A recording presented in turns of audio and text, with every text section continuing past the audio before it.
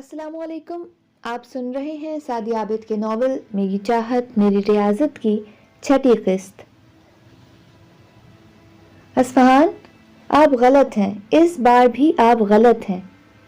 ज़ैनब बेटे से बोली थी। उनका चेहरा गुस्से से तप उठा था। जो हमने देखा वो आप देखें तो हम पूछते कि कौन गलत है। वो माँ के एहतराम में आवाज़ नीची करके बोले थे। हमेशा आंखों देखी वैसे ही नहीं होती जैसा हमारी आंख दिखाती है। बास चीज़ों को देखने के लिए बसीरत की नहीं बसारत की ज़रूरत होती है। जो गलती बरसों पहले आपने माजी की बात ना करें अम्मा जान, और याद रखिए हम आंखों देखी मक्खी हरगिज नहीं निगल सकते। वो जब्त करते करते भी चीख उठे थे। आवाज़ नीची रखी अस्फहान, हम आपकी माँ हैं और हम आपको आपकी गलती बताने का पूरा हक रखते हैं। वो नागवारी से टोक गई थी। माजरत चाहते हैं अम्मा, लेकिन हम गलत नहीं हैं। बेहतर है हमें कुछ समझाने के बजाय शादी की तैयारियां करें। हम जल्द अज जल्द आरज़ू को इस घर से रुखसत कर देना चाहते हैं। वो एहतरामन धीमे जरूर पड़े थे मगर लचक अब भी नहीं आई थी। आप बहुत पछताएंगे, ऐसा आपने बरसों कबल भी कहा था, मगर आज 22 साल गुजर जाने के बावजूद हमें किसी पछतावे ने नहीं घेरा। हम उस वक्त भी सही थे और आज भी हम ही दुरुस्त हैं, और जो गलत हैं उन्हें हम खुद से वाबस्ता रखने की गलती नहीं कर सकते। वो दो टोक अपने घमंडी अंदाज में कहते निकलते चले गए थे। उन्होंने ज़ैनब के बहुत समझाने के बावजूद ज़ीशान के पेरेंट्स को बुलाकर शादी की डेट फाइनल कर दी थी कि सिकंदर की तरफ से तो पहले ही शादी का तकाजा कई बार हो चुका था, मगर जिसे उन्होंने दरखोर इतना नहीं जाना था। मगर अचानक शादी की बात की थी और बहाना ज़ीशान का 2 साल के लिए बाहर जाने का ही किया था, इस इजाफे के साथ कि ज़ैनब की कुछ दिन से तबीयत बेहतर नहीं और वो अपनी जिंदगी में ही पोती को दुल्हन बने देखना चाहती हैं। ज़ीशान की फैमिली को तो कोई एतराज नहीं हुआ था और इस महीने की 18 की डेट फाइनल हो गई थी, यानी महज 16 दिन थे उसकी शादी में, और उसने तो कल दोपहर से ही रो रो कर बुरा हाल किया हुआ था। और किसी ने तो उससे कुछ पूछा नहीं था, मगर ज़ैनब थी जो बेटे की जज्बातियत से वाकिफ और पोती पर भरोसा रखती थी, और वो उनका सहारा पाकर हर बात जैसी थी उन्हें बता गई थी। और यही वो बेटे को समझाना चाह रही थी, मगर वो जाने और समझे बगैर फैसला ले गए थे और बदलने को भी तैयार न थे। वो जिस वक्त शिकस्त खोर्दगी से 2-4 होती पोती के कमरे में आई थी, उसे बेहोश देखकर उनके रहे सहे औसान भी खता हो गए थे। आप क्यों परेशान हो रही हैं? आपको जब अस्फहान की तरह आजी पर एतबार ही नहीं है तो परेशान होने के बजाय आजी की मौत की दुआ करें। वो बहू को रोते देखकर अपनी नागवारी छुपा नहीं पाई थी। अम्मा, आजी बेटी है मेरी, भरोसा है उस पर। वो सिसकने लगी थी। भरोसा होता है तो जताना भी पड़ता है। आजी बाप की संगदिली की ही नहीं, आपकी कमजोरी के हाथों भी मर रही है। माँ होकर आपने उसका साथ नहीं दिया। आपकी और घर के हर फर्द की खामोशी एक इल्जाम की तरह है। वो थके हुए अंदाज में बोली थी। अम्मा, अस्फहान के आगे बोलने की हिम्मत तो शादी के इतने बरस में मैं जुटा नहीं पाई। आज भी हिम्मत नापैद ही है, और जब अस्फहान आपकी नहीं सुन रहे तो मेरी बात की तो कोई औकात सिरे से है ही नहीं। वो बेबसी और लाचारी से बोली थी। नकार खाने में तूती की आवाज़ सुनी भले न जाए, वो आवाज़ करने से रुकती नहीं है कि वो अपना काम करती है। अस्फहान ने अपना काम किया, आप अपना हक अदा करें, वरना एक वक्त आएगा जब अस्फहान ही नहीं आप भी पछतावे की आग में जलेंगी। इसलिए वक्त पर मुनासिब फैसला लेना सीखिए। वो डॉक्टर को आते देखकर चुप कर गई थी। पेशेंट को होश आ गया है। डॉक्टर आरजू की जानिब से मुकम्मल तसल्ली देकर वहां ठहरा न था। रेहान, आप गाड़ी निकालिए, हम आजी को लेकर आते हैं। वो पोती की जर्द रंगत देखकर बोझल होते दिल और जहन के साथ बोली थी कि एक ही दिन में वो कुंबला कर रह गई थी। रेहान एक नजर उस पर डालता बाहर निकल गया था। उसे चलने में दुश्वारी हो रही थी, लेकिन वो माँ का सहारा लिए बगैर आहिस्ता कदमों से चल रही थी कि जब सहारे की जरूरत थी तो बेसहारा कर दिया था। اب وہ ان کا سہارا لے کر کیا کرتی؟ اپنی مدد آپ کرتی، عجلت میں آگے بڑھتے شخص سے ٹکراتے ٹکراتے بچی تھی۔ اس نے معذرت کرتے ہوئے اس پر نگاہ کی تھی۔ اسے دیکھ کر زمین و آسمان ایک ہوتے محسوس ہوئے تھے۔ کیا کچھ یاد نہیں آ گیا تھا؟ تذلیل و حقارت بھرا ایک ایک جملہ کان میں گونجنے لگا تھا، اور وہ اسے کل کے مقابلے میں آج بالکل الگ روپ میں دیکھ کر حیران رہ گیا تھا کہ وہ شکل سے ہی برسوں کی بیمار لگ رہی تھی۔ اس کے دل میں آئی کہ وہ اس اجنبی لڑکی کا احوال دریافت کر لے، اس سے بات کرے۔ وہ اسی سوچ میں تھا کہ اس کی دھیمی نقاہت زدہ آواز پر ٹھٹک گیا تھا۔ آپ سے بات کرنی ہے۔ وہ اسے حیرانگی سے دیکھ رہا تھا۔ آپ کسی طرح مجھے اپنا موبائل نمبر دے دیں۔ اس کی حیرانگی بڑھ گئی تھی۔ آجی بیٹا، چلو، ریحان انتظار کر رہا ہوگا۔ وہ بیٹی کے برابر آ رکی تھی۔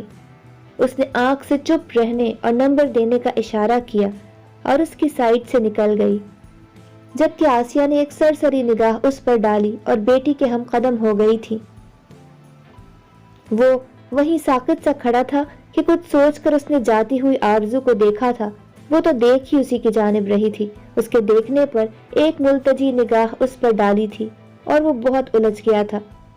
وہ شش و پنج میں گرفتار، فیصلہ نہیں لے پا رہا تھا کہ اسے نمبر دے یا نہیں، اور نمبر دے تو کیسے، مگر وہ لاشعوری طور پر اس کے ہی پیچھے چل رہا تھا۔ نہیں، میں خود چل سکتی ہوں۔ جب مجھے سہارے کی ضرورت تھی تب آپ نے مجھے بے سہارا چھوڑ دیا۔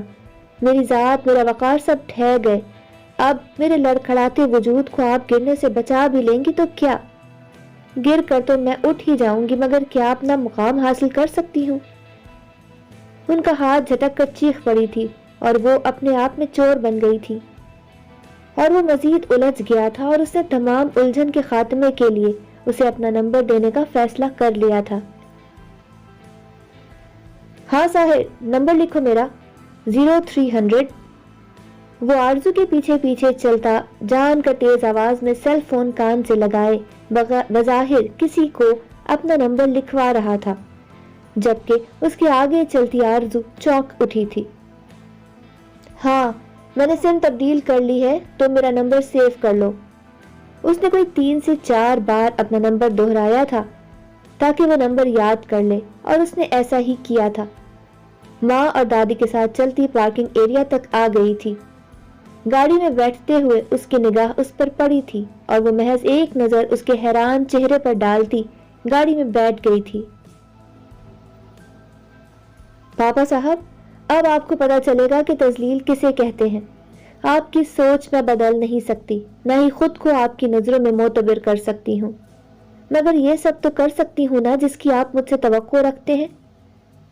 اس کی آنکھوں سے آنسو گر رہے تھے، اور نفرت سے سوچتی وہ ذہن میں نمبر تازہ کرنے لگی تھی، مگر مذمت و ندامت کی لہر اسے مضطرب کر گئی تھی۔ آپ لے کر تو اسے ایسے گئی تھی جیسے دم آخر آ پہنچا ہو، مگر یاد رکھیے اماں کہ گندگی اتنی آسانی سے صاف نہیں ہو سکتی۔ باپ کی نفرت بھری آواز کانوں میں کیا گونجی تھی، اضطراب کی جگہ ان کی ہر بات سچ کرنے کے ارادے تقویت پانے لگے تھے۔ بکواس بند کیجیے اصفہان۔ زینب کی آواز اتنی بلند تھی کہ وہ بے اختیار لب بھیج کر ماں کو دیکھنے لگے تھے۔ ہم کچھ کہہ نہیں رہے تو اس کا یہ مطلب نہیں ہے کہ آپ حد سے بڑھ جائیں۔ آپ کو چاہے آرزو پر اعتبار نہ رہا ہو، ہمیں اپنی پوتی پر اعتبار ہے۔ ہمیں آزی کی پاک دامنی کا اتنا ہی یقین ہے جتنا ہمیں اپنا دامن اجلا نظر آتا ہے۔ اور یاد رکھیے گا کہ آپ نے اگر اب آزی کے متعلق کچھ بھی کہا تو وہ ہماری کردار کشی کے مترادف ہوگا۔ دادی کا یقین اس کے ارادے کی دیواریں کھوکھلی کرتا چلا گیا تھا۔ وہ آگے بڑھی اور دادی سے لپٹ گئی۔ دادو، سچ میں اس لڑکی کو جانتی تک نہیں ہوں، اس سے میرا کوئی تعلق نہیں ہے۔ وہ پہلی دفعہ وضاحت دے رہی تھی۔ ہمیں تم پر بھروسہ ہے آزی، وہ بیٹے کو ملامتی نگاہوں سے دیکھتے ہوئے بولی تھی، لیکن ہمیں اعتبار نہیں رہا۔ ایک پل کو ہم یقین کر بھی لیں کہ وہ سب ہماری نظر کا دھوکہ تھا، تب بھی ہم آرزو کو بے قصور نہیں مان سکتے۔ کہ بات و معاملہ کچھ بھی ہو، وہ منظر ہماری غیرت پر تازیانہ ہی ہے۔ اور وہ منظر جس نے بھی ملاحظہ کیا ہوگا وہ ہم پر ضلالت کے چھینٹے ہی اڑا رہا ہوگا، اور یہ چھینٹے ہمارے وجود کو ہی گندا کر ڈالے اس سے قبل ہی ہم اس کی شادی کر کے انہیں اپنے گھر سے رخصت کر دیں گے۔ وہ اپنے نظریے، اپنی میں سے تو دست بردار ہوتے ہی نہیں تھے۔ ان کی خود سری گھمنڈ آج ان کی بیٹی کا ہی دشمن بن گیا تھا۔ اس نے ان کی طرف نگاہ کی تھی، وہ اس کا باپ تھا، مگر ان کے چہرے اور آنکھوں میں اس کے لیے نرمی تو کیا اپنائیت تک نہ تھی۔ پاپا صاحب، آپ مجھے اس گھر سے تو کیا اس دنیا سے بھی رخصت کر سکتے ہیں، مگر میری ذات سے اپنا حوالہ نہیں مٹا سکتے۔ وہ ان کی آنکھوں میں آنکھیں ڈال کر بے لچک لہجے میں بولتی انہیں اشتعال کے قریب کر گئی تھی۔ ہاں، اس بات کا افسوس تو مر کر بھی ختم نہیں ہوگا۔ کاش کہ ایسا ہو جاتا کہ ہم آپ سے ہر تعلق توڑ لیتے، مگر یہ حوالہ تو اب آپ کی نہیں ہماری جان لے کر جائے گا۔ وہ ایک تیز نظر اس پر ڈالتے وہاں سے نکلتے چلے گئے تھے اور اس کی ہر کشمکش کو اپنے غرور تلے روند گئے تھے۔ اس نے کمرے میں آتے ہی بلا جھجک یاد کیا ہوا نمبر ڈائل کیا تھا۔ پاپا صاحب، مجھے گھر سے نہ نکالیں پلیز، مجھے معاف کر دیں۔ پاپا، وہ رات بھر سکون آور دواؤں اور انجیکشنز کے سبب بے سدھ رہی تھی۔ طلوع صبح ہونے کے کئی گھنٹوں بعد اس کے حواس لوٹنے لگے تھے۔ وہ بے قراری سے تکیے پر سر پٹکنے لگی تھی۔ شاور لے کر واش روم سے باہر آتا حسنین مضطرب ہو کر اس تک پہنچا۔ نرمی سے اس کی خیریت دریافت کی تھی اور وہ نم پلکوں سے اسے دیکھنے لگی تھی۔ پلیز آرزو، اس طرح مت روئیں آپ، وہ بے بسی سے بولا تھا اور اس کے رونے میں اضافہ ہو گیا تھا۔ مجھے اپنے گھر جانا ہے، آپ مجھے یہاں کیوں لائے ہیں؟ مجھے پاپا صاحب کے پاس جانا ہے، وہ مجھ پر بہت غصہ ہے، مجھے ان سے معافی مانگنی ہے۔ وہ روتے روتے اٹھی تھی، قدم جانے کو بڑھائے تھے مگر وہ اس کا بازو جکڑ گیا تھا۔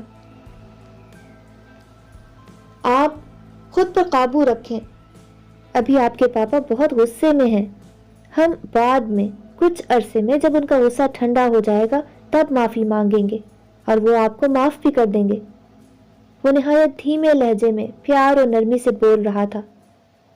پاپا صاحب اب مجھے زندگی بھر معاف نہیں کریں گے، وہ بری طرح سسکتے ہوئے بولی تھی۔ میں نے ان کی ضد میں اتنا بڑا قدم اٹھا کر انہیں ہمیشہ کے لیے کھو دیا ہے، پاپا صاحب مجھے کبھی معاف نہیں کریں گے۔ وہ کارپٹ پر گرتی بری طرح بلک رہی تھی جبکہ وہ حیران سا اسے دیکھ رہا تھا۔ اس کا لفظ ضد بری طرح چونکا گیا تھا، مگر اس کی حالت کے پیش نظر اس نے اس سے کچھ نہیں پوچھا تھا اور دو زانو اس کے سامنے ٹکتے ہوئے اسے چپ کروانے کی کوشش کرنا چاہی ہی تھی، مگر وہ اس کے ہاتھ کو بری طرح جھٹکتی ہذیانی انداز میں چیخنے لگی تھی۔ آپ ہی ہیں جنہوں نے میری زندگی تباہ کی ہے، مجھ سے میرا غرور، میرے رشتے چھین لیے، مجھے تہی دست کر ڈالا۔ کیوں آئے آپ میری زندگی میں؟ چلے جائیں پلیز، مجھے اکیلا چھوڑ دیں۔ وہ اس کا گریبان جکڑتے چیختی اسے ساکت کر گئی تھی۔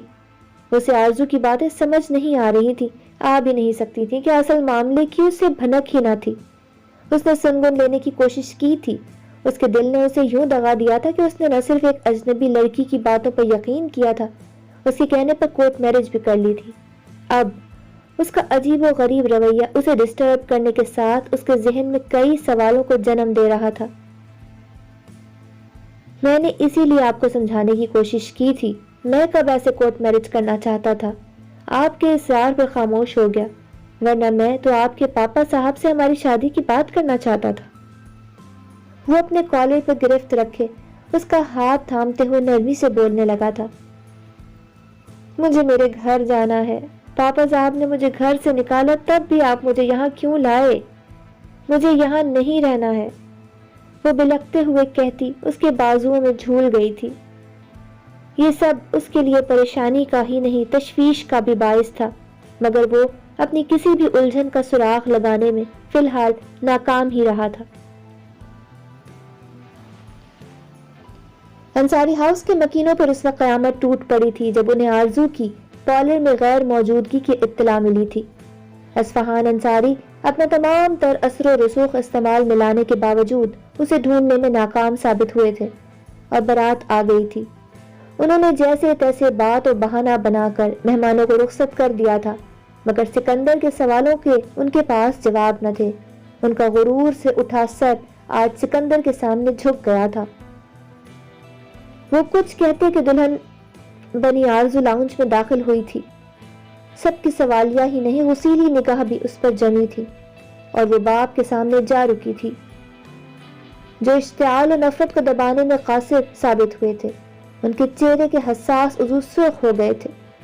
وہ نفرت اور غصے سے پھنکارتے کہ وہ خود ہی بول پڑی تھی۔ ان سب پر قیامت ڈھا گئی تھی۔ پاپا صاحب، یہ حسنین علی خان ہے، میرے ہسبینڈ۔ میں نے کورٹ میرج کر لی ہے۔ اصفہان انصاری کا تھپڑ اس کی بولتی بند کر گیا تھا۔ واہ اصفہان، قدامت پسندی، شرم و حیا کی جو تم داستانیں سنایا کرتے تھے، ان کا نتیجہ بہت اچھا نکلا ہے۔ مبارک ہو، تمہاری بیٹی نے تمہارے سر پر خاک نہیں ڈالی، ہمیں بھی زمانے بھر میں رسوا کر ڈالا۔ موت کی سی خاموشی میں سکندر کی کڑوی زہریلی آواز ان سب میں سب سے زیادہ اصفہان انصاری کے دل و دماغ کو متاثر کرنے کا سبب بنی تھی۔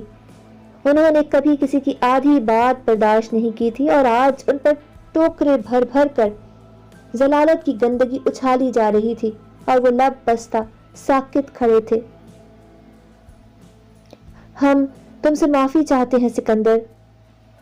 ان کا غرور پاش پاش ہوا تھا۔ وہ بکتے جھکتے دوست کے سامنے شرمندگی سے نظر جھکائے کھڑے تھے۔ تمہاری معافی ہمارے نقصان کی تلافی نہیں کر سکتی۔ تمہاری بیٹی کا کسی اور کے ساتھ چکر تھا تو کر دیتے شادی، میرے معصوم بچے کو بلی کا بکرا کیوں بنایا؟ اگر ایک خاموش ہو، تمہاری معافی ہمارے نقصان کی تلافی نہیں کر سکتی۔ تمہاری بیٹی کا کسی اور کے ساتھ چکر تھا تو کر دیتے شادی، میرے معصوم بچے کو بلی کا بکرا کیوں بنایا؟ اگر ایک خاموش ہو تو دوسرے کو بولنے کی کھلی چھوٹ مل جاتی ہے، اور سکندر ان کی خاموشی کا بھرپور فائدہ اٹھا رہے تھے۔ او مائی گاڈ، ایک ہفتے میں شادی کی بات کی تو ہم بے وقوف سیدھے لوگ آپ کی چال بازی میں آ گئے، آپ سے اس سب کی وجہ تک نہ پوچھی، مگر ہم تو ایسی بد کردار لڑکی سے بال بال بچے جس نے باپ اور خاندان کی عزت کا پاس نہ رکھا اور بھاگ کر شادی کر لی۔ مسز سکندر کیوں پیچھے رہتی؟ انہوں نے ایک تیز کٹیلی نظر ساکت کھڑی آرزو پر ڈالی تھی، اور وہ ایک ایک کر کے لاؤنج سے نکلتے چلے گئے تھے۔ خاموشی سے جاتے ذیشان کی نگاہ میں ایسا کیا تھا کہ وہ شرمندگی سے سر جھکا گئی تھی؟ ہم اصفہان انصاری آرزو حسنین علی خان سے ہر رشتہ ختم کرتے ہیں۔ آج سے آرزو ہمارے لیے اور ہم آرزو کے لیے مر گئے۔ ساکت ماحول اصفہان انصاری کی آواز سے جھنجھنا اٹھا تھا۔ وہ دوڑ کر باپ کے قدموں میں آ بیٹھی تھی۔ آپ سن رہے تھے سعدی عابد کے ناول میری چاہت میری ریاضت کی 6ٹھی قسط۔ 7ویں قسط کے ساتھ انشاءاللہ بہت جلد حاضر ہوں گے۔ اللہ نگہبان۔